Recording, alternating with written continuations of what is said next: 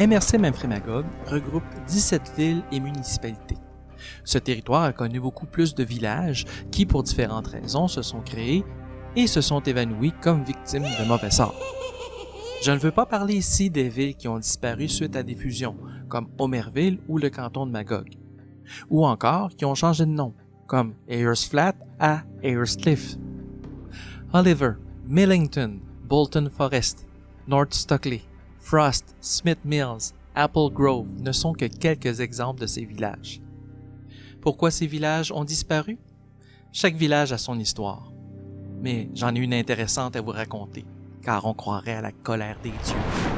Cap-Gibraltar est une petite ville qui a existé près de ce qu'est aujourd'hui l'abbaye Saint-Benoît-du-Lac. C'est en 1874 que de riches industriels francophones de Montréal créent un village touristique de grand luxe sur les rives du majestueux lac Memphremagog. The Company of Villas of Cape Gibraltar est créée et la construction débute. Ce sont 15 rues arpentées pour un total de 1200 lots, 3 quais sur le lac, une fabrique de meubles, un moulin à scie et 48 villas qui seront construites.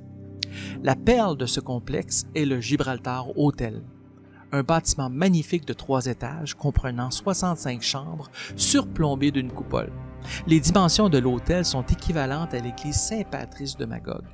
Ce sont plus de 300 000 $ qui seront investis, l'équivalent actuel de 9,1 millions.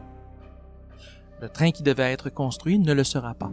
Les touristes américains attendus ne viendront pas. Les meubles construits par la fabrique ne trouveront pas preneur. En 1877, un cyclone détruira une partie des bâtiments. Les glaces détruiront les 3 quais et plus tard, un incendie détruira plusieurs résidences. Quoi qu'il en soit, dès 1890, il ne reste plus rien du complexe. Malédiction? Je ne saurais dire, mais le projet était construit directement sur le site où Nicolas Austin et sa femme se sont installés durant l'hiver 1793-1794. Nicolas Austin travaillera dur et connaîtra plusieurs revers financiers. Il meurt en 1821 dans une grande pauvreté et est enterré dans un emplacement non marqué à quelque part sur sa terre, donc sur le site de Cap Gibraltar. Ouh!